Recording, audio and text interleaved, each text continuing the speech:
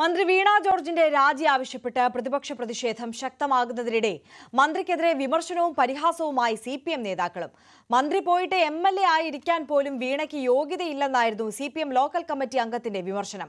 നടപടി പരിശോധിക്കുമെന്ന് പറഞ്ഞ ജില്ലാ സെക്രട്ടറി രാജു എബ്രഹാം FBയിൽ പങ്കുവച്ച വീഡിയോയും മന്ത്രിയെ ട്രോളുന്നതാണെന്ന ചർച്ചയുണ്ട്.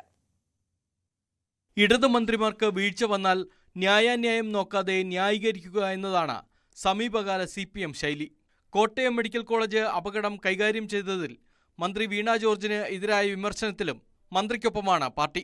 എന്നാൽ മന്ത്രിയുടെ നാട്ടിലെ പാർട്ടി നേതാക്കളിൽ പലരും വിമർശനം പരസ്യമാക്കി. മന്ത്രി പോയിട്ട് MLA ആയിരിക്കാൻ പോലും അർഹതയില്ലെന്നും കൂടുതലൊന്നും പറയുന്നില്ലെന്നുമായിരുന്നു പത്തനംതിട്ട ഇലന്തൂർ ലോക്കൽ കമ്മിറ്റി അംഗം ജോൺസൺ PJയുടെ ഫേസ്ബുക്ക് പ്രതികരണം. SFI മുൻ ജില്ലാ പ്രസിഡന്റായിരുന്നു ജോൺസൺ. ഇന്നലെ വൈകിട്ട് ആശുപത്രിയിൽ ചികിത്സ തേടിയ മന്ത്രിക്കെതിരെ കടുത്ത പരിഹാസമാണ് CPM ഏരിയ കമ്മിറ്റി അംഗം N രാജീവിന്റെ FB കുറിപ്പ്. പണ്ട് സ്കൂളിൽ പഠിക്കുമ്പോൾ ക്ലാസ് പരീക്ഷാ ദിവസം വയറുവേദന എന്ന കളവ് പറഞ്ഞ് വീട്ടിലിരിക്കുമായിരുന്നു. ഒത്താൽ രക്ഷപ്പെട്ടു. ഇവിടെ ചോദ്യങ്ങളിൽ നിന്നെന്ന വ്യത്യാസം മാത്രം.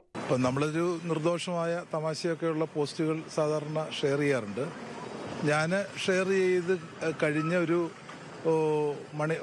ഏറെ സമയം കഴിഞ്ഞാണ് ബഹുമാനപ്പെട്ട മന്ത്രി ആശുപത്രിയിലായത്. അപ്പം അതും എൻ്റെ റീലുമായിട്ട് യാതൊരു ബന്ധമില്ല.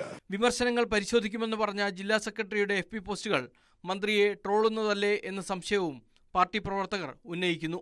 ജയിലിൽ നിന്ന് പുറത്തുവരുന്ന SFI വനിതാ നേതാവിനെ അമ്മയും പ്രവർത്തകരും ചേർന്ന് സ്വീകരിക്കുന്ന പഴയ വീഡിയോ ഇപ്പോൾ ഷെയർ ചെയ്തതിലാണ് സംശയം.